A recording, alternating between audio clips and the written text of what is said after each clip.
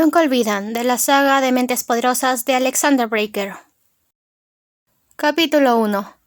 El hueco de mi brazo presionaba contra la garganta del hombre, apretando mientras las suelas de goma de sus botas empujaban contra el suelo. Clavó las uñas en el tejido negro de la camisa y de los guantes, arañando desesperadamente. Empezaba a faltarle el oxígeno en el cerebro, pero eso no mantuvo a raya los destellos de sus pensamientos. Lo vi todo. Sus recuerdos y sus pensamientos ardieron al rojo vivo detrás de mis ojos, sin darme tregua, ni siquiera cuando la mente terrorizada del guardia de seguridad trajo una imagen de sí mismo a la superficie, con los ojos abiertos y fijos en el techo del pasillo oscuro. Muerto tal vez. Sin embargo, no iba a matarlo. El soldado me pasaba una cabeza entera, y sus brazos eran del tamaño de mis piernas. La única razón por la que había conseguido saltarle encima era porque estaba de espaldas a mí. El instructor Johnson llamaba a esa llave el bloqueo de cuello, y él mismo me había enseñado toda una colección: el abrelatas, el crucifijo, la maniobra de cuello, la doble Nelson, el tornado, el bloqueo de muñeca y el chasquido de columna, solo por mencionar unos cuantos. Todos los medios por los cuales yo, una chica de unos 70 de estatura, podría inmovilizar a alguien que me superara físicamente, suficiente como para no tener que usar un arma. Ahora el hombre estaba medio alucinando. Deslizarme en su mente fue rápido y fácil. Todos los recuerdos y pensamientos que emergieron a la superficie de su conciencia se tiñeron de negro. El color sangraba a través de ellos como una mancha de tinta sobre papel mojado. Y entonces, solo después de haberme introducido en él, cuando aflojé mi brazo en su cuello. Probablemente eso no era lo que se esperaba cuando salió por la entrada lateral oculta de la tienda para fumarse un cigarrillo. El mordisco del aire gélido de Pensilvania había enrojecido las mejillas brillantes debajo de la barba pálida de aquel hombre. Dejé escapar un solo resoplido de aliento caliente de detrás de la máscara de esquí y me aclaré la garganta, con plena conciencia de los 10 pares de ojos fijos en mí.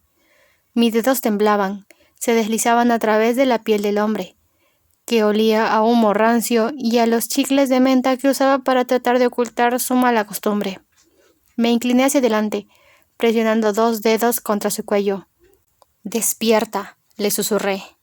El hombre se esforzó en abrir sus ojos grandes e infantiles. Algo en mi estómago se encogió. Miré por encima del hombro al equipo táctico detrás de mí, que contemplaba la escena en silencio, los rostros invisibles detrás de sus máscaras. «¿Dónde está el prisionero 27?» le pregunté. Estábamos fuera de la línea de visión de las cámaras de seguridad, razón supongo por la que aquel soldado se había sentido lo suficientemente seguro como para salir a tomarse un descanso no programado. Pero yo estaba más que ansiosa por terminar aquella parte. «¡Date prisa!», dijo Bid a mi lado, con los dientes apretados. Me temblaron las manos, mientras un oleado de calor me subía por la espalda cuando el líder del equipo se puso justo detrás de mí. Pero no me dolió como solía hacerlo. No me estrujó, retorciéndome la mente en nudos de puro dolor. En cambio, me hizo sensible a los fuertes sentimientos de alguien que se encontraba cerca de mí. Junto a la repulsión de aquel hombre, su odio negro. Con el rabillo del ojo pude observar el pelo oscuro de Rob. De sus labios estaba a punto de salir la orden de seguir adelante sin mí. De las 3 operaciones en las cuales había participado con él como líder, yo solo había sido capaz de terminar una. «¿Dónde está el prisionero 27?» repetí, expoliando los pensamientos del soldado con mi propia mente. «El prisionero 27». Cuando repitió las palabras, un rictus le crispó su poblado bigote. Las canas le hacían parecer mucho más viejo de lo que realmente era.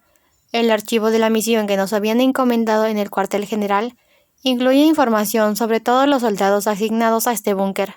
También sobre un hombre llamado Max Brommel, edad 41 años, originario de Cody, Wyoming. Se mudó a Pittsburgh, Pensilvania, para trabajar de programador. Perdió el puesto cuando se estancó la economía. Una buena esposa, actualmente sin trabajo, 2 hijos, ambos muertos. Una tormenta de imágenes turbias inundó cada rincón oscuro y cada grieta de su mente. Vi a una docena de hombres, todos vestidos con el mismo uniforme de camuflaje y saltando fuera de la parte trasera de una camioneta. y a varios más saliendo de los zumbes, que escoltaban a los vehículos más grandes, llenos de delincuentes sospechosos de terrorismo, y si lo que nos había comunicado el de inteligencia de la Liga de los Niños era correcto, a uno de nuestros mejores agentes. Vi, ahora con más calma, a esos mismos soldados sacar a 1, 2, no, 3 hombres de la parte trasera del camión. No eran oficiales de las Fuerzas Especiales PCI, ni del FBI ni de la CIA, y definitivamente no era el equipo del SWAT o de los SEAL, que probablemente podrían haber aplastado nuestra pequeña fuerza con un golpe rápido. No eran soldados de la Guardia Nacional, llamados de nuevo al servicio activo debido a los terribles tiempos que corrían. Nuestra inteligencia había, al menos, acertado con eso. Los soldados ajustaron firmemente las capuchas sobre las cabezas de los prisioneros, y luego los obligaron a bajar las escaleras de la tienda, abandonada, hasta la puerta metálica correra del búnker que se ocultaba debajo. Después de que gran parte de la ciudad de Washington fuera destruida, por lo que el presidente Gray afirmó que era un grupo de retorcidos niños PCI, tuvo especial cuidado en construir estas llamadas mini fortalezas por toda la costa, por si se daba otra emergencia de esa magnitud. Algunos búnkers se construyeron debajo de hoteles, otros en las laderas de las montañas, y algunos como este estaban ocultos a la vista de pequeños pueblos en tiendas o edificios gubernamentales. Eran para la protección de Gray, para la protección de su gabinete y para la de importantes funcionarios militares, y al parecer para encarcelar a amenazas de alto riesgo para la seguridad nacional, incluyendo a nuestro propio prisionero 27, que parecía estar sometido a algún tratamiento especial. Su celda estaba al fin de un largo pasillo, 2 pisos más abajo. Era una habitación de techo bajo, solitaria y oscura. Las paredes parecían gotear a mi alrededor, pero el recuerdo se mantuvo estable. Todavía llevaba la capucha y le habían atado los pies a las patas de la silla metálica que había en el centro de la celda, bajo el halo de la luz de una bombilla desnuda. Me retiré de la mente del hombre, librándolo a él y a mí misma de mi presa, física y mentalmente. Se deslizó hasta el suelo por el grafiti de la pared de la lavandería abandonada, todavía bajo las garras de la niebla de su propio cerebro. Borrarle de la memoria mi cara y la de los hombres detrás de nosotros en el callejón era como sacar las piedras del fondo de un estanque claro, poco profundo. 2 pisos más abajo, sala 4B. Dije volviéndome hacia Roth.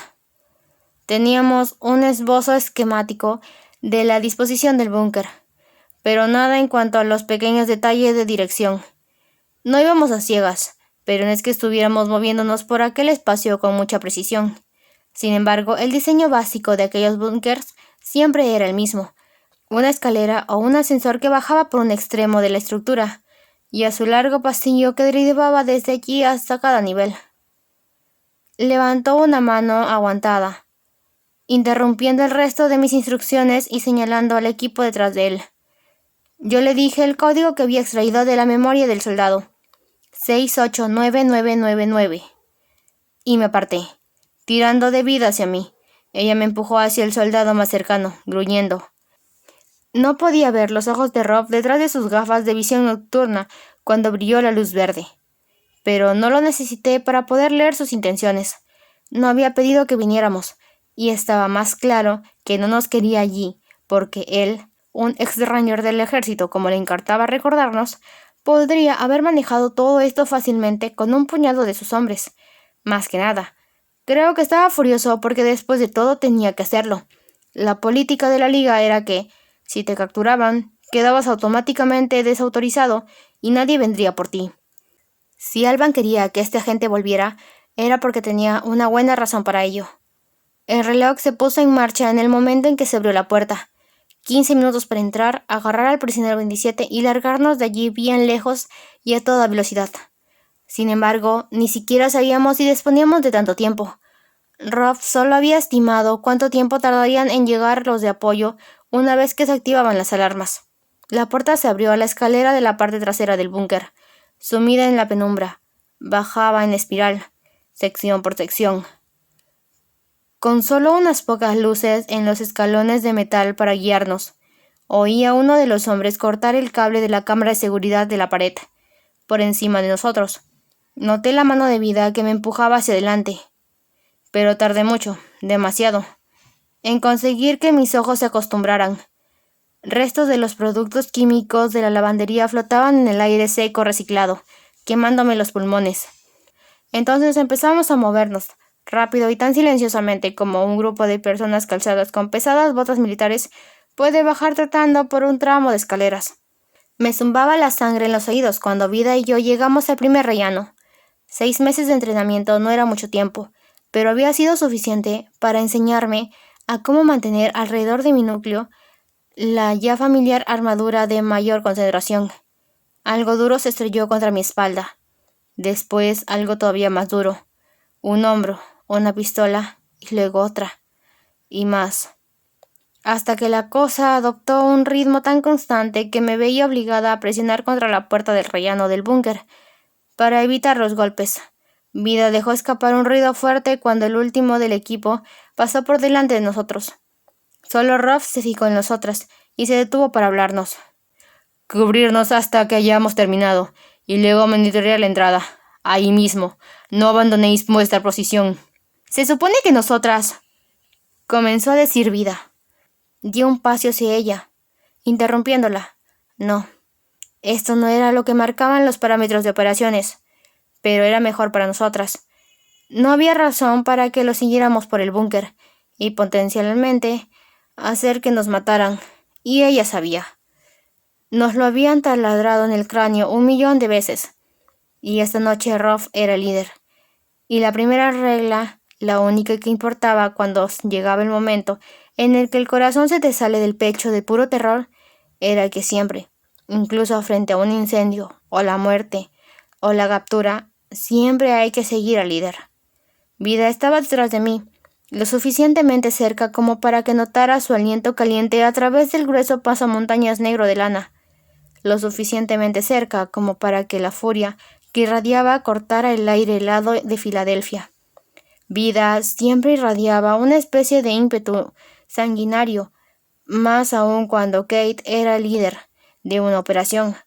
La excitación por probarse a sí misma ante nuestra cuidadora siempre había hecho que desaprovechara las mejores lecciones de su formación. Esto era un juego para ella, un reto, una ocasión para poder demostrar su perfecta puntería, su entrenamiento de combate, sus poderes, propios de los azules. A mí me parecía más bien una oportunidad perfecta para conseguir que la matasen.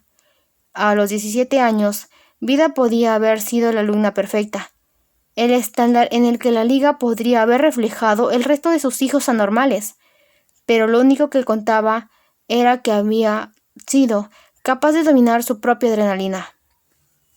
«¡No vuelvas a tocarme, zorra!», gritó Vida en voz baja, furiosa, y empezó a retroceder para seguirlos por las escaleras. «¿Eres una maldita cobarde que vas a quedarte aquí quietecita? ¿No te importa lo que nos haya faltado al respeto? Tú...». La escalera vibró bajo mis pies, como si respirara profundamente solo para dejar salir la explosión inmediatamente después. La detonación pareció detenerse en el tiempo. Salí volando, lanzada con tanta fuerza contra la puerta que pensé que me fracturaría el cráneo. Vida se estrelló contra el suelo y se cubrió la cabeza. Y fue solo entonces cuando el rugido de la granada de conmoción llegó hasta nosotros, ya que voló en pedazos la entrada de debajo. El humo y el calor eran lo bastante densos como para someterme por completo, pero la desorientación era mucho peor. Cuando me obligué a abrir los ojos, noté los párpados como si me hubieran arrancado la piel a tiras, en carne viva. Una luz carmesí pulsaba a través de la oscuridad, abriéndose paso entre las nubes de escombros de cemento. Un intenso palpitar me retumbaba en los oídos, pero no eran latidos de mi corazón, era la alarma. ¿Por qué habían utilizado la granada cuando sabían que el código para esa puerta sería el mismo que el de afuera? No habían sonado disparos. Estábamos tan cerca que habríamos oído al equipo táctico cargando sus armas. Ahora todo el mundo sabía que estábamos ahí. Y eso no tenía sentido tratándose del equipo de profesionales. Me arranqué la máscara de la cara, arañándome la oreja derecha. Sentí un dolor agudo y punzante, y la unidad de comunicaciones se desprendió en pedazos. Apreté la mano aguantada contra ella cuando cayó a mis pies. Siento una oleada de náuseas tras otra. Pero cuando me volví para buscar a Vida, para arrastrarla por las escaleras hacia la noche helada de Pensilvania, ya se había ido. Aterrorizada y con los latidos del corazón retumbándome en el pecho, busqué su cuerpo a través del hueco de la escalera. Vi al equipo táctico pasar al otro lado. Me apoyé en la pared, tratando de mantenerme en pie. ¡Vida! Oí la palabra salir de mi garganta, pero desapareció bajo el zumbido de mis oídos. ¡Vida! La puerta del rellano estaba destrozada, abollada, chamuscada, pero al parecer todavía funcionaba. Crujió y comenzó a abrirse, solo para bloquearse a mitad de camino, con un chirrido horrible. Retrocedí hacia la pared, subiendo los peldaños por las escaleras rotas. La oscuridad me ocultó con su manto, cuando el primer soldado se deslizó a través de la puerta, balanceando el arma de fuego en el estrecho espacio. Respiré profundamente y me puse de cuclillas. Tardé 3 parpadeos en aclarar la visión, y por entonces los soldados ya cruzaban la puerta. Saltaban por encima del agujero irregular en la plataforma del rellano y continuaban por las escaleras. Vi a 4, luego a 5, luego a 6, tragados por el humo. Una serie de extraños estallidos y zumbidos parecían seguirlos, y no fue hasta que me puse de pie, deslizando el brazo por encima de mi cara, cuando me di cuenta de que abajo había un tiroteo. Vida se había ido. El equipo táctico estaba ahora metido en un avispero de su propia creación, y el prisionero 27... Maldita sea, pensé, moviéndome hacia el rellano. Habitualmente había unos 20 o 30 soldados en la dotación de personal de estos búnkers. Eran demasiado pequeños para albergar a más, ni siquiera temporalmente. Pero solo porque el pasillo estuviera vacío no significaba que el tiroteo de abajo hubiera concentrado toda su atención. Si me atraparan, eso sería todo. Estaría acabada, muerta, de una u otra manera. Pero estaba ese hombre que había visto, el que llevaba la capucha sobre la cabeza. No sentía ninguna lealtad particular hacia los de la Liga de los Niños. Había un contrato entre nosotros. Un extraño acuerdo verbal tan formal como sangriento. Aparte de mi propio equipo, no tenía a nadie por quien preocuparme. Y ciertamente no había nadie que se preocupara por mí más allá del mínimo indispensable para mantener viva y disponible para atacar a sus objetivos como un virus. Mis pies no se movían. No todavía. Había algo en esa escena que se repetía una y otra vez en mi mente. Era la forma en la que le habían atado las manos, en cómo se habían llevado al prisionero 27, hacia la desconocida oscuridad del búnker. Era el brillo de las armas, la improbabilidad de escapar. Sentí que la desesperación crecía en mi interior, como una nube de vapor esparciéndose a través de mi cuerpo. Sabía qué se sentía al ser un prisionero. Sabía que era sentirse capturada por el tiempo y que cada día perdiera un poco más de esperanza de que la situación cambiara, de que alguien viniera a ayudarte.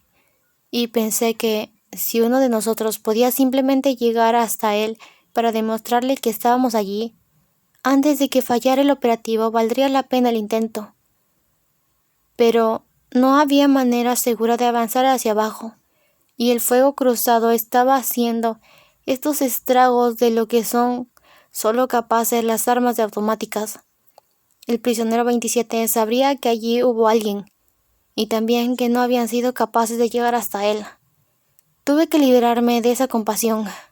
Tenía que dejar de pensar que aquellos adultos merecieran algún tipo de piedad, especialmente los agentes de la Liga. Para mí, incluso los nuevos reclutas apestaban a sangre. Si me quedaba aquí, justo donde Rod me había ordenado, nunca podría encontrar a Vida, pero si me iba y le desobedecía, se pondría furioso. Tal vez él quería que estuviera aquí de pie cuando se produjo la explosión. Me susurró una vocecita en el fondo de mi mente. Tal vez él esperaba que... No iba a pensar en eso ahora. Vida era mi responsabilidad, no Rob, no el prisionero 27. Maldita vida la víbora. Cuando yo estuviera fuera de aquí, cuando encontrara vida, cuando ambas estuviéramos seguras de vuelta en el cuartel general, volaría de nuevo la situación a mi mente. No ahora. Mis oídos todavía zumbaban, con su propio pulso, demasiado fuerte para poder escuchar sus fuertes pasos procedentes del puesto de vigilancia en la lavandería. Literalmente chocamos el uno contra el otro cuando mi mano rozó la puerta exterior. Aquel soldado era muy joven. Si solo me fijara en las apariencias, habría pensado que tenía un par de años más que yo. Ryan Davidson, me dictó mi cerebro, haciendo emerger todo tipo de información inútil, desde el archivo de la misión. Nacido y criado en Texas, guardián nacional desde que su colegio habría cerrado, estudiante de historia del arte. Sin embargo, una cosa era tener la vida de alguien impresa en nítidas letras negras y otra tenerla frente a ti. Era algo completamente distinto a encontrarse cara a cara con la carne y la sangre. Era distinto a notar el olor caliente de su respiración y ver el pulso de su garganta. ¡Alto!, exclamó mientras sacaba la pistola, pero le lancé una patada a la mano y envié el arma dando tumbos por el rellano hasta caer escaleras abajo. Ambos nos lanzamos a por ella. Me golpeé la barbilla en el metal plateado y el impacto me sacudió el cerebro. El dolor me cegó durante un segundo, pero entonces vi un pristino destello blanco frente a mis ojos y después todo se volvió de color blanco brillante. El dolor empezaba a disiparse cuando el soldado se lanzó encima de mí y me golpeó contra el suelo, haciendo que me clavara los dientes en el labio inferior y se me abriera una brecha. La sangre salió a borbotones, salpicando por el hueco de la escalera. El guardia me inmovilizó en el suelo con todo su peso. En el instante en el que sentí que cambiaba de posición, supe que estaba cogiendo su radio.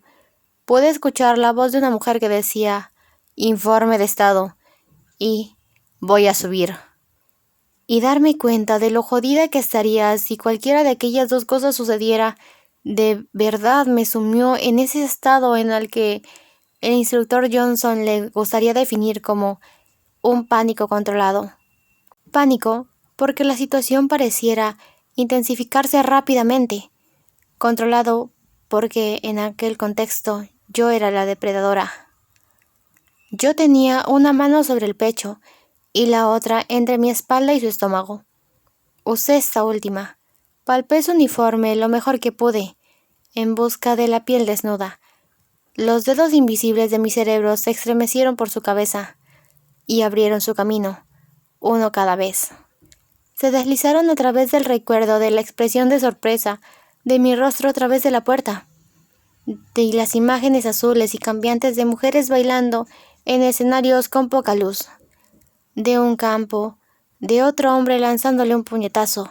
Entonces el peso se aflojó y el aire frío y rancio inundó de nuevo mis pulmones. Me di una vuelta sobre mis manos y rodillas, jadeando en busca de más. Una figura ahora estaba de pie junto a mí, arrojando al soldado por las escaleras como si fuera una bola de papel arrugado. ¡Arriba! ¡Tenemos que! Las palabras sonaban como si se pronunciaran debajo del agua.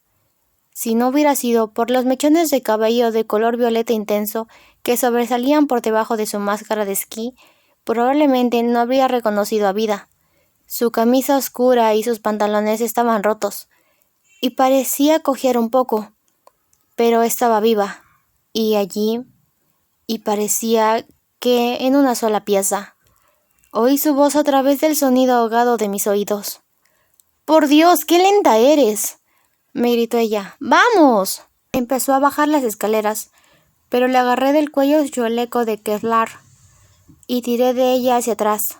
«Vamos afuera. Vamos a cubrir la entrada. ¿Tu comunicador sigue funcionando?» «Todavía están luchando allá abajo», gritó. «Podemos serles útiles. Dijo que no abandonáramos nuestra posición». «Entonces considéralo una orden mía». Y tiene que hacerlo, porque esa era la forma en la que esto funcionaba. Eso era lo que ella más odiaba de mí. de todo esto, que tenía el voto decisivo, que tenía que hacer esa llamada. Escupió mis pies, pero oí cómo me seguía escaleras arriba, maldiciendo entre dientes. Se me ocurrió que en ese momento bien podría sacar su cuchillo y clavármelo en la columna vertebral. Era evidente que el soldado que me encontré fuera no me estaba esperando. Levanté una mano para apartar las suyas e impedir que él pudiera moverlas. Pero el sonido de los disparos del arma de vida por encima de mi hombro me hicieron apartarme del soldado mucho más rápidamente que las salpicaduras de sangre en su cuello. ¡Nada de esa mierda!, exclamó Vida, levantando el arma y palpándomela en la palma de la mano. ¡Vamos! Mis dedos se curvaron alrededor de su forma familiar. Era la típica arma de servicio, una Sig Sauer P229 Dark negra, que todavía después de meses de aprender a dispararla, limpiarla y desmontarla y montarla, notaba demasiado grande en mis manos. Salimos a la noche. Traté de agarrar a Vida de nuevo para frenarla antes de que se encontrara en una situación a ciegas, pero se desembrazó de mí con un gesto rápido. Empezamos a correr por el estrecho callejón. Alcancé la esquina justo para ver a 3 soldados, chamuscados y sangrando, sacando a rastras a 2 figuras encapuchadas, por lo que pareciera ser nada más y nada menos que la boca de una alcantarilla en la calle. Ese punto de acceso sin duda no estaba en las carpetas que nos dieron los de las operaciones. ¿Sería el prisionero 27? No podría estar segura. Los prisioneros que estaban metiendo en la furgoneta eran hombres de la misma altura, así que aún existía una posibilidad, y esa posibilidad estaba a punto de entrar en una furgoneta y alejarse para siempre. Vida se llevó una mano a la oreja y apretó los labios hasta que se le pusieron blancos. Raph dice que volvamos adentro. Necesita apoyo. Ella ya se estaba transformando cuando la agarré de nuevo. Por primera vez, yo había sido solo un poquito más rápida. Nuestro objetivo es el prisionero 27, le susurré, tratando de expresarlo de una manera en que me permitiera conectar con su estúpidamente leal sentido del deber para la organización. Y creo que es él. Para esto es para lo que nos envió a Albán. Y si se nos escapa, toda la operación se habrá fastidiado. Él, protestó Vida, y se tragó cualquier palabra que fuera a salir de sus labios. Apretó la mandíbula, pero asintió con una casi imperceptible gesto de la cabeza. No tendrán mi culo si nos hundes. Que te quede claro. Todo será mi culpa, le dije. No hay nada contra ti. Ninguna mancha en su pristino historial de operaciones. Ninguna cicatriz en la confianza que Albán y Kate habían depositado sobre ella. En esta situación, ella saldría ganando de todos modos, ya fuera consiguiendo la gloria del éxito de la operación o viéndome castigada y humillada. Mantuve los ojos en la escena que se desarrollaba delante de nosotros. Habían 3 soldados, abatibles con las armas, pero para salirme con la mía necesitaba acercarme lo suficiente para tocarlos. Ese era el único límite, frustrante para mis poderes, que todavía no había sido capaz de superar, sin importar lo mucho que la liga me hubiera forzado a practicar. Los dedos invisibles que vivían dentro de mi cráneo se agitaban con impaciencia, como si estuvieran disgustados por no poder salir por su cuenta. Me quedé mirando al soldado más cercano, tratando de imaginar los dedos serpenteando, extendiéndose por el asfalto, llegando a su mente desprevenida. Pensé que Clancy podía hacer eso. Él no tenía necesidad de tocar a la gente para obtener el control de sus mentes. Me tragué un grito de frustración. Necesitamos algo más. Una distracción. Algo que pudiera... Vida tiene una espalda tan fuerte y unas extremidades tan ágiles que hacen que incluso sus actos más peligrosos parezcan elegantes y fáciles. La vi levantar la pistola, estabilizarla y apuntar. ¡Poderes!, le susurré. Vida, nada de armas. Alertarás a los demás. Me miró como si se me estuviera saliendo el cerebro por la nariz. Abatirlos de un disparo era una solución rápida, y ambas éramos muy conscientes de eso. Pero si fallaba y alcanzaba a uno de los prisioneros, o si ellos empezaban a disparar también... Vida levantó la mano y dio un único resoplido irritada. Luego agitó ambas manos en el aire. Los 3 soldados de la Guardia Nacional fueron alcanzados con tanta precisión y fuerza que salieron volando hasta la mitad de la manzana. y se estrellaron contra los coches aparcados allí. Por si no fuera suficiente que Vida fuera físicamente más rápida, o más fuerte, o tuviera mejor puntería que nosotros, también tenía un mejor control de sus poderes. Dejé que la parte de mi cerebro que se ocupaba de los sentimientos se apagara. La habilidad más valiosa que me había enseñado la Liga de los Niños fue deshacerme del miedo, y reemplazarlo por algo que era infinitamente más frío. Llámalo calma, llámalo concentración, llámalo nervios entumecidos, pero eso es lo que hice cuando la sangre me hervía en las venas, mientras corría hacia los prisioneros. Olían a vómito y a sangre y a suciedad humana, tan diferente a las estancias limpias y ordenadas del búnker, y su olor a lejía. Y me dio un vuelco el estómago. El prisionero más cercano se acurrucó cerca de la cuneta, los brazos atados por encima de la cabeza, su camisa colgaba a tirones de los hombros, destacando ronchas y quemaduras y contusiones que hacían que su espalda se pareciera más a un plato de carne cruda. El hombre se volvió al oír el sonido de mis pies, levantó el rostro de la seguridad de sus brazos. Arranqué la capucha de su cabeza. Iba a decirle algunas palabras de consuelo, pero al verlo mi boca se desconectó de mi cerebro. Los ojos azules entrecerrados debajo de una mata de pelo rubio desalineado. Pero yo no podía hacer nada. No podía decir nada. No cuando él se inclinó más hacia la pálida luz amarilla de la farola. ¡Muévete, idiota!, gritó Vida. ¿Por qué te paras? Sentí como si hasta la última gota de sangre abandonara mi cuerpo de repente, rápida y limpiamente, como si me hubieran disparado al corazón, y entonces comprendí, por qué Kate había insistido tanto en que me asignaran a una misión diferente, por qué me habían dicho que no entrara en el búnker, por qué no me habían dado ninguna información sobre el prisionero, ni un nombre ni una descripción, y ciertamente ninguna advertencia. El motivo era que el rostro que estaba viendo ahora, más delgado, más marcado y maltratado, era un rostro que yo conocía, que él no. Pensé, sintiendo que el mundo se me tambaleaba bajo mis pies. Él no. Al ver mi reacción, se puso de pie lentamente, y me mostró una sonrisa pícara que luchaba contra una mueca de dolor.